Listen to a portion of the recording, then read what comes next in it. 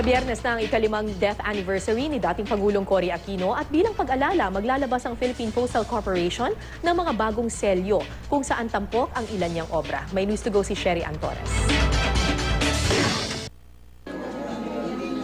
Sa mga painting na ito, ginugol ni dating Pangulong Cory Aquino ang kanyang mga nalalabing taon. Ang mga ito ngayon ang inspirasyon ng mga bagong scented stamps na ilalabas ng Philippine Postal Corporation kasabay na ikalimang death anniversary ng yumaong dating Pangulo ngayong August 1. Makikita sa mga selyo ang kanyang mga painting na mga bulaklak at rosaryo.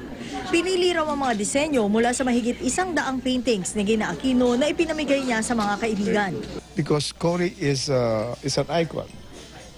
She is a major part of the Philippine history. She's a major part for democracy.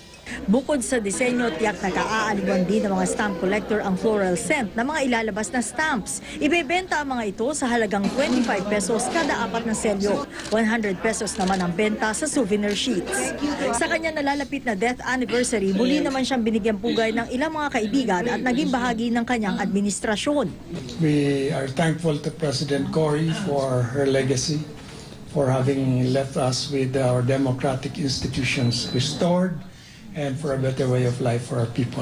Naging emosyonal din ang ilan sa kanila, kabilang na si dating PCSO Chairperson Margie Wico na dating Appointment Secretary ni Ginang Aquino. Throughout my chairmanship at PCSO, there would be many occasions when I'd be faced with a lot of problems.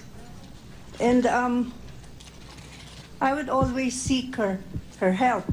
And for some reason, there would come a yellow butterfly, like assuring me that things will be okay.